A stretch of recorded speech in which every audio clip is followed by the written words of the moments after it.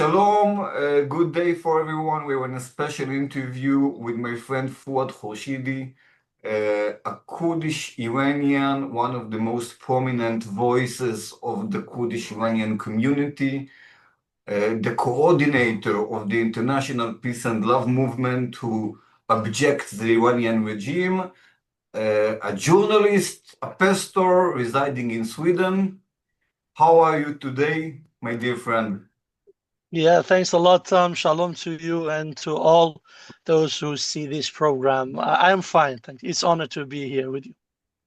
Thank you. So we heard about the developments in Iranian Kurdistan in the past few days. Most of the Israelis are unaware to the situation on the ground. Can you please update us on what's going on today? Yeah, the situation for Kurds, actually, it's not so easy. It's complex. Maybe rising hope between them that maybe they can see the change, great change in nearly future, because they have been on the suppressive regime for many years. So the situation is a little bit complex because the relationship between Kurds people and Iranian regime was not so well. So the regime accuses them as a espionage. So it's a little bit complex, mixing with hope.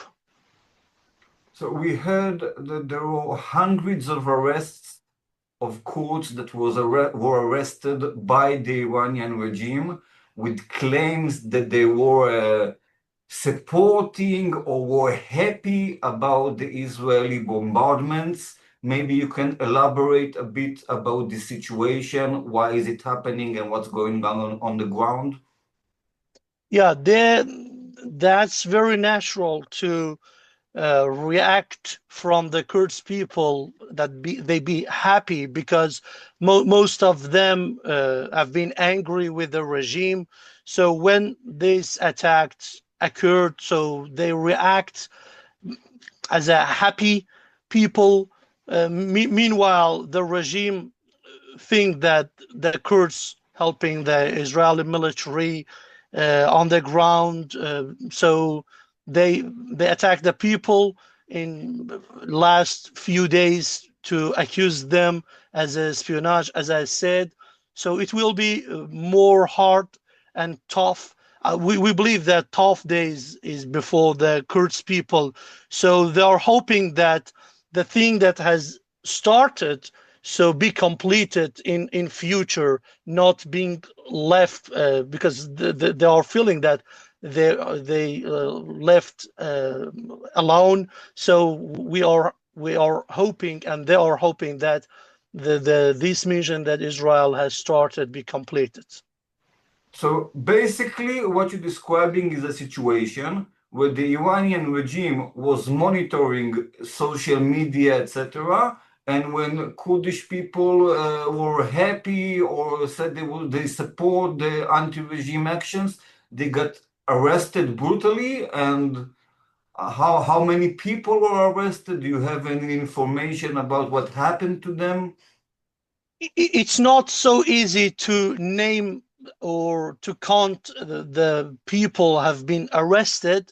And I want to just say that I myself couldn't contact my mom and my dad and my sister than the starting of the war, and just through my family said to my family, I cannot and I will not contact you because I am a coordinating director for peace and love between Iran and Israel, and peace and love between Iran and Israel is taboo for Iran. It was for the Islamic regime taboo. So just after this war started, so it's very dangerous.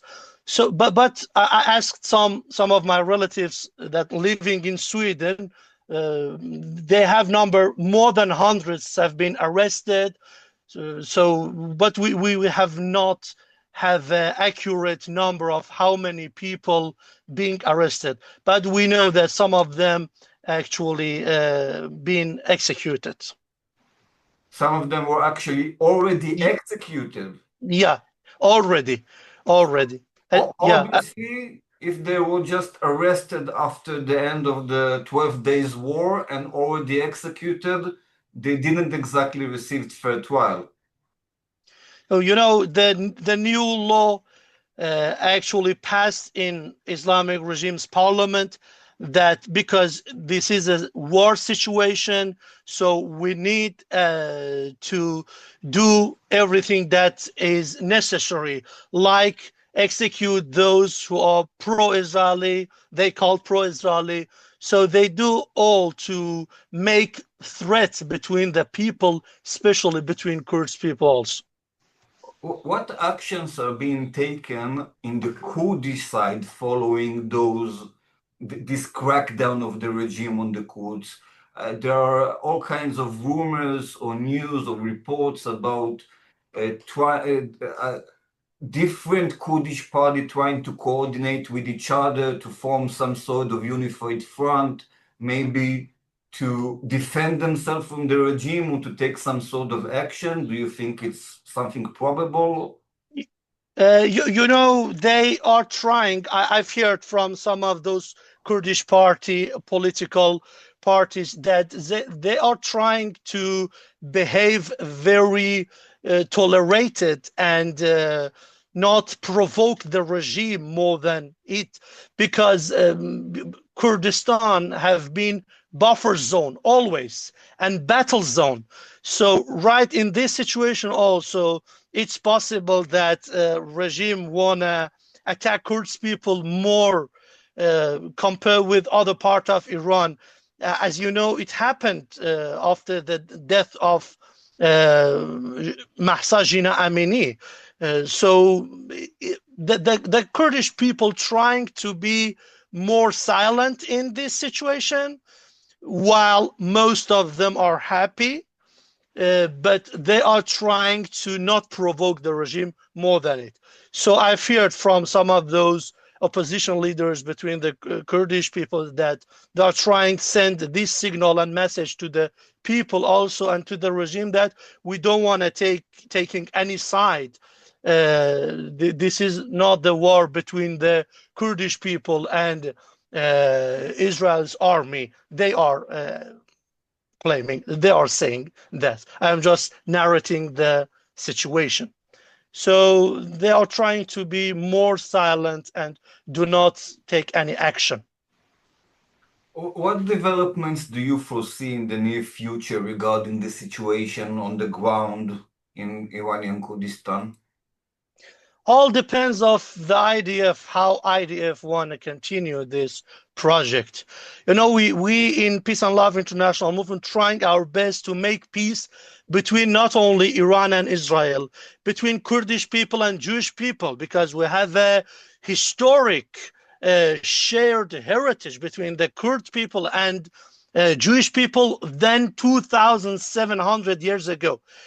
At the same time, reconciliation between the Kurdish people and Persians inside Iran, based the common heritage from a time of Cyrus. So all depends on how IDF with the US will continue this project. How can we get help from different parts of Iran and Israel to raise our voice to make peace, that this end very good for the people of Iran and Kurdish people. So if for example, the war between Iran and Israel won't be renewed, so the Kurds will just wait for another chance? You don't see any probability for a rebellion or some sort of revolution that will be powered by the Kurds or by the Iranian opposition in the current days? Tom, they rebelled after the death of Mahsa Jina Amini, and result was that half of those people who've been executed was Kurdish people. Meanwhile, the Kurdish people are almost 10% of population of Iran. So it's a huge number.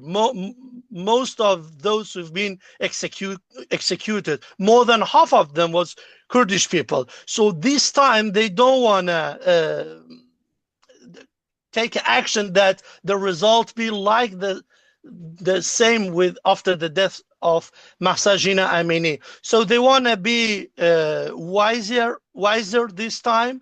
They have no enmity between the Kurdish people and the Jewish people and Israel. Yes, there are a few percent, like about 15% of fanatic Sunni Muslims, that they sympathize with the Palestinians and something like that. There are some percent, but they are not a majority of people. So in this time, they want to see the fall of the regime, and then hoping to be united with the Persian and other part of Iran to do great thing for the great Iran. So meanwhile, there are some nationalists that they want to try to take control, that Kurdistan be a actually self-rule governing part, but they are also not a majority. Actually, majority of the Kurdish people want a unity, because when we look to history from the time of Cyrus, you know, Cyrus' father was from Persian, Anshan. Cyrus' mother was Midian, Mandana, the daughter of Ajidahak, Aistak. Ajidahak was the king of Midian, and the origin of Kurds are from Midian. So when we are talking about the Cyrus, we are talking about a person half Kurd, half Persian. So that unity will be again rule in Iran. So most of the Kurds hope so. Okay, can you please describe the attitude and the sentiments of the Kurdish public in Iran towards Israel today after the end of the war? After the end of the war, the majority people will have a good relationship with Israel. So, you know, the Kurd people in Iraq right now have a good relationship, most of them, a good relationship with Israel and Jewish people. So as I said, because of this long history that Jewish people have had in the Kurdish part of Iran, Iraq, and Turkey, so the Kurdish people will have a good relationship and brotherhood with the Jewish people. So at the same time, as I said, there are a few fanatic percent of people so are against and they are anti-Israeli. So everything depends on us. Everything depends on the people of Iran and Israel, the unity between the Iranian and Kurdish people and Iranian and Israeli. So we can do something that will be a great relationship, good relationship between the people of Israel and Kurdish people. Yeah. Great. So for general background, how many Kurds currently live in Iran? What is their status and what is their condition? Yeah, the condition for them is not so easy. As I mentioned, it's about 10% of the population of Iran are Kurds. So we are talking about 9 to 10 millions Kurds inside Iran.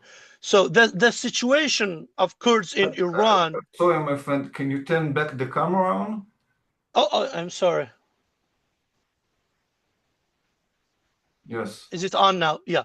So the situation for the Kurds people, I can say that poverty,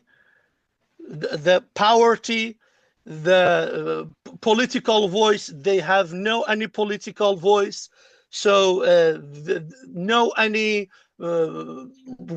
actually money resources from oil comes to Kurdish people, no any industrial area and zone in Kurdistan. So the situation for them are very suffer and very tough. So they are waiting to be a change for them. So there are no any reconciliation with the regime at all. So it's not so easy for them. Yeah. How did the Iranian regime treated the Kurdish population even before the recent Israeli attacks?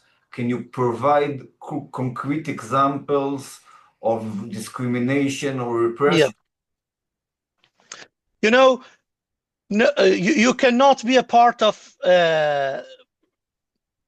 power or regime because you are Kurd.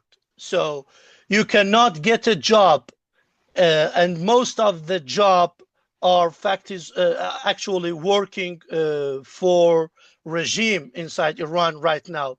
So as an entrepreneur, if you are Kurd, the Sepah wouldn't allow you to grow in your business. The So Sepah you is, can, of course, an arm of the regime.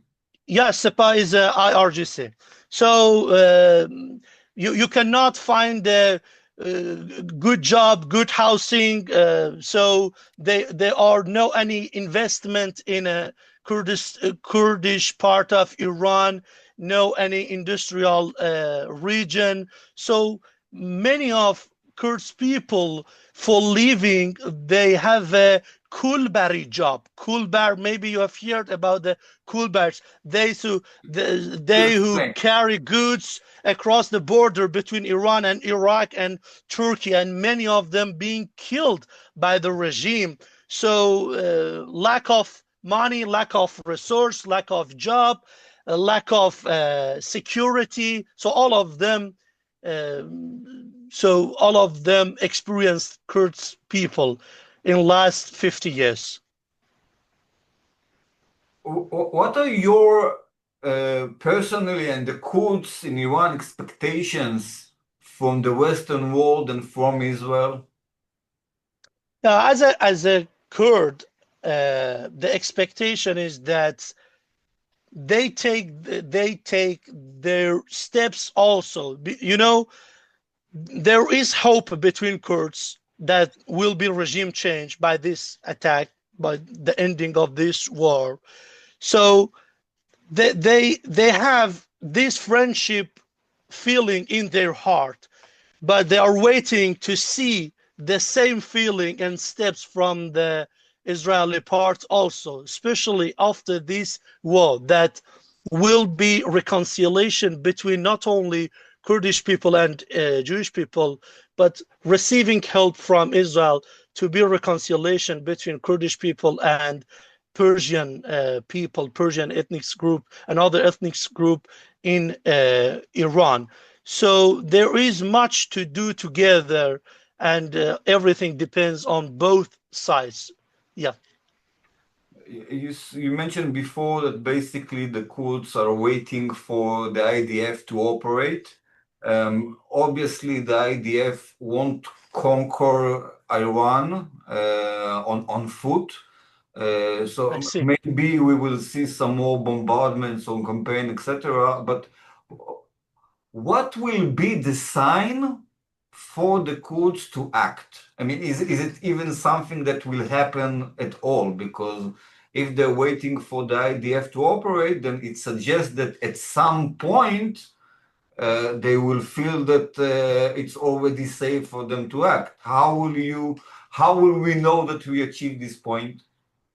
You know, if you named acts, it depends of what does it mean by act, which type of act the Kurds people we have expectation to do right now, because not only they are under control of Islamic regime, the opposition leaders also have looked over the Kurds people also. So they labeled them as a separatist or nationalist. Meanwhile, there are some Kurds that try for this, but not all of them. So they are trying to wait to see what's happened next between the opposition leaders also outside Iran also.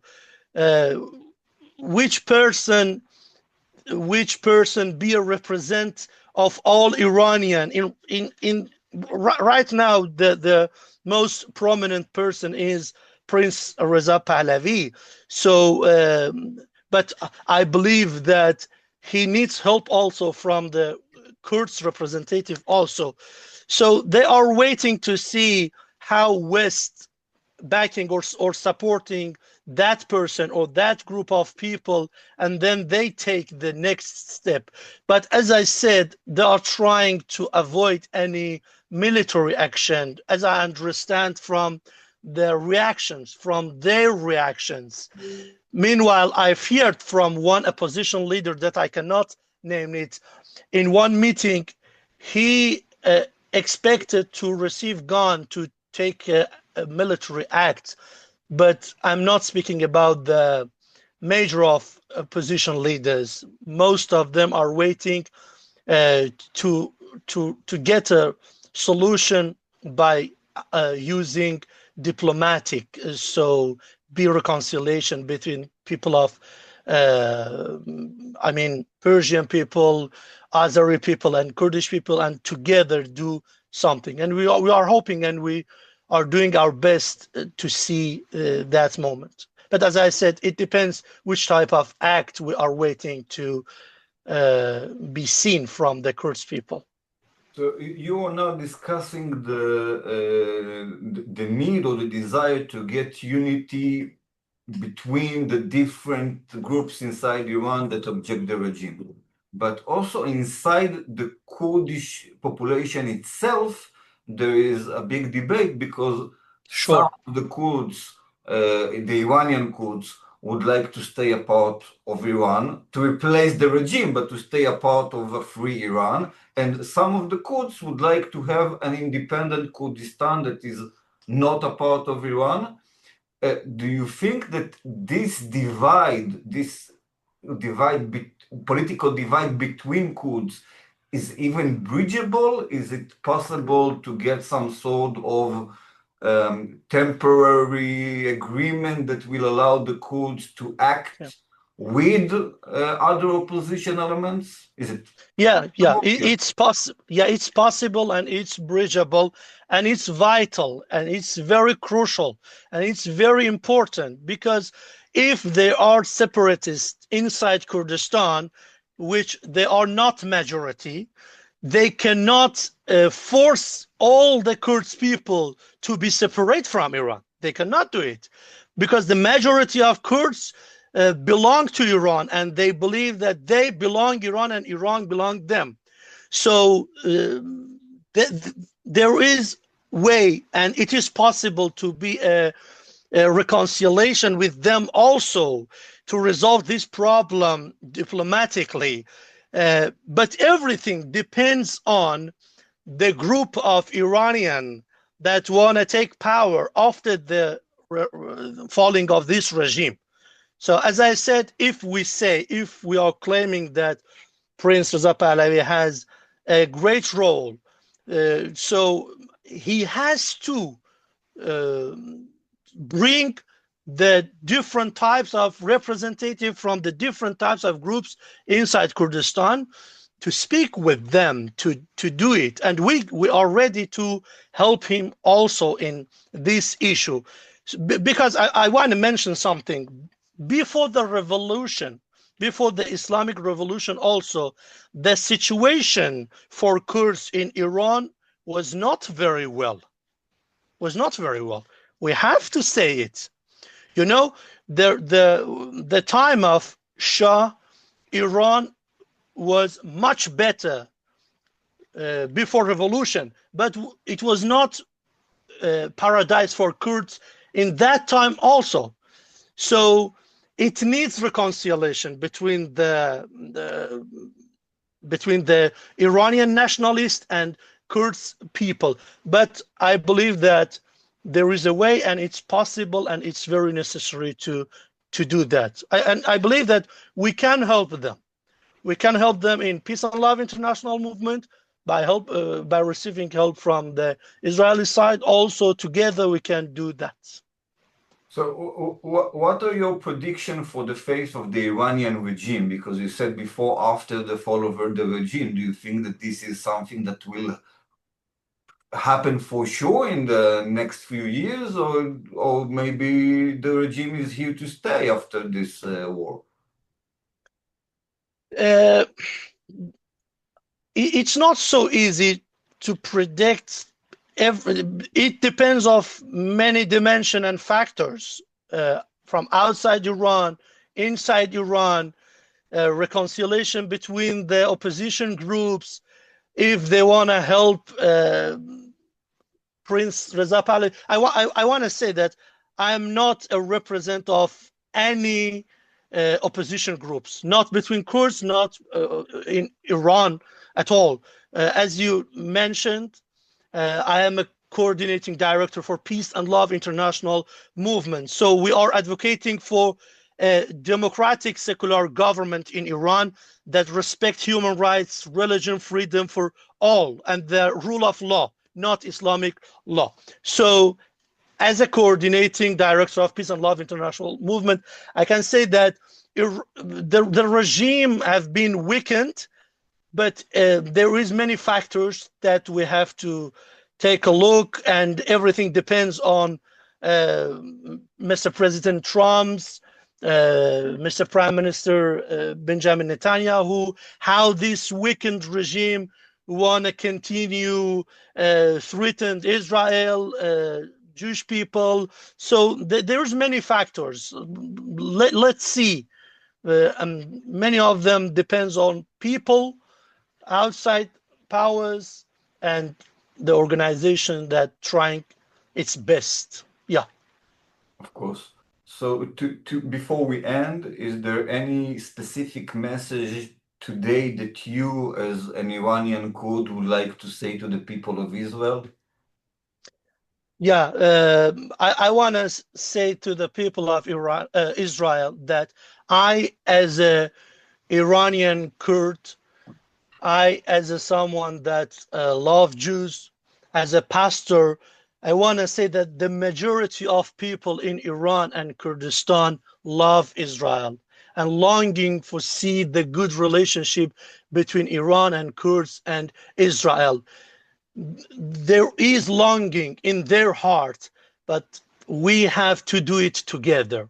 We have to do it together, and we cannot wait that everything be solved by the military power, because there is a power in love, friendship, and peace between people of Iran and Israel, especially Kurds and Jewish people.